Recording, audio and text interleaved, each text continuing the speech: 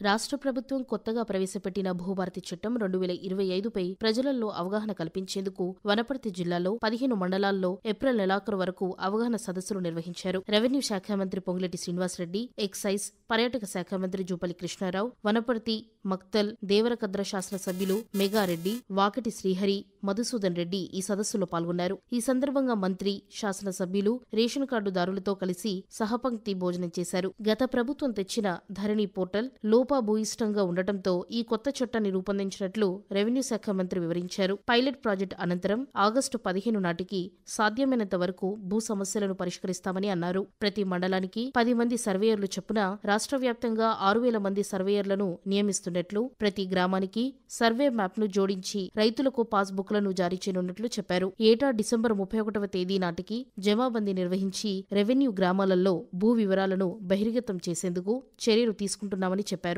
వనపర్తి జిల్లాలో భూభారతి చట్టం అమలు కోసం ప్రయోగాత్మకంగా గోపాల్పేట మండలాన్ని ఎంపిక చేశారు. ఈ నెల 13వ తేదీ వరకు గోపాల్పేట మండలంలోని వివిధ గ్రామాలలో రెవెన్యూ సదస్సులను ఏర్పాటు చేసి భూ సమస్యలపై దరఖాస్తులను స్వీకరించారు. కాగా రెవెన్యూ సదస్సుల్లో 300 పైగా దరఖాస్తులు అందినట్లు వనపర్తి ఆర్డీఓ సుబ్రహ్మణ్యం తెలిపారు. రెవెన్యూ సదస్సులను పర్యవేక్షిస్తున్న జిల్లా కలెక్టర్ ఆదర్శ సురభి జూన్ 2వ తేదీ నుండి జిల్లాలోని అన్ని మండలాల్లో భూభారతి చట్టం అమలు చేసేందుకు వీలుగా తహసీల్దార్లు రికార్డులతో సిద్ధంగా ఉండాలని ఆదేశించారు. రైతులు పంటల సాగులో రసాయన ఎరువుల వాడకాన్ని తగ్గిస్తూ సేంద్రియ ఎరువులను వినియోగించడం ద్వారా లాభసాటి వ్యవసాయ విధానాలను అవలంబించాలని వనపర్తి వ్యవసాయ market committee chairman Srinivas Goud, Palem వ్యవసాయ విశ్వవిద్యాలయం శాస్త్రవేత్త డాక్టర్ సిద్దప్ప సూచించారు. వీరు మాట్లాడుతూ రైతులు సంప్రదాయ వ్యవసాయం వరి సాగును తగ్గిస్తూ ప్రత్యామ్నాయంగా ఆయిల్ ఫామ్, నూనె గింజలు, పప్పు ధాన్యాలు లాంటి పంటలను సాగు చేయాలని అన్నారు. రాష్ట్ర ప్రభుత్వం రైతులకు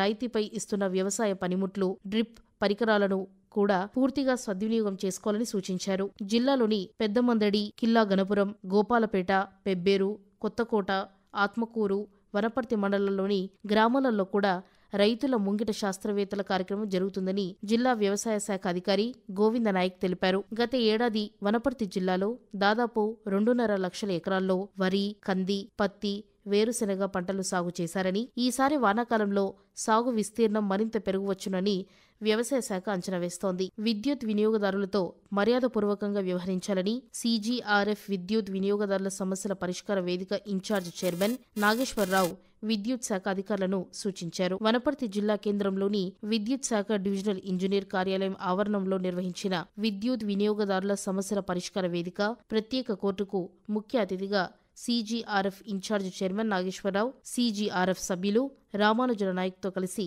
హాజరయ్యారు.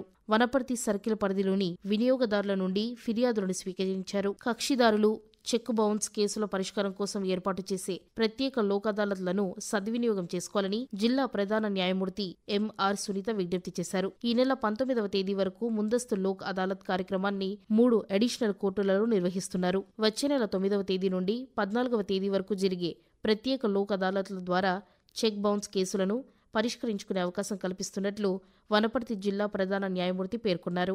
సమీకృత ఉద్యాన అభివృద్ధి machine, Rashtriya Krishi Vikas Yojana, national mission for edible oils, జాతీయ వెదురు మిషన్ పథకాల ద్వారా కేంద్ర రాష్ట్ర ప్రభుత్వాలు అందిస్తున్న రాయితీని రైతులు సద్వినియోగం చేసుకోవాలని వనపర్తి జిల్లా ఉద్యాన పట్టు పరిశ్రమల శాఖ అధికారి విజయభాస్కర్ రైతులకు సూచించారు. బొప్పాయి, మామిడి, దానిమ్మ, బత్తాయి, అరటి, డ్రాగన్ ఫ్రూట్ లాంటి పండ్ల తోటలు, అవకాడో లాంటి కూరగాయలు, పూల తోటలు, ఆయిల్ ఫామ్ తోటలు సాగు చేసుకునేందుకు ప్రభుత్వం ప్రోత్సాహకాలను అందిస్తుందని అన్నారు. సాగుకు అవసరమైన సూక్ష్మ సేద్యం, శాశ్వత పందిరి నిర్మాణం కోసం 80 నుంచి 90% వరకు రాయితీని అందిస్తున్నట్లు చెప్పారు. ప్రస్తుత ఆర్థిక సంవత్సరంలో వనపర్తి జిల్లాలో 3,500 ఎకరాల ఆయిల్ ఫామ్ సాగుకు నర్సరీలలో మొక్కలు సిద్ధంగా ఉన్నాయని చెప్పారు. ఆసక్తిగల రైతులు ఉద్యాన శాఖ అధికారి లేదా ఉద్యాన శాఖ కార్యాలయాన్ని సంప్రదించాలని సూచించారు.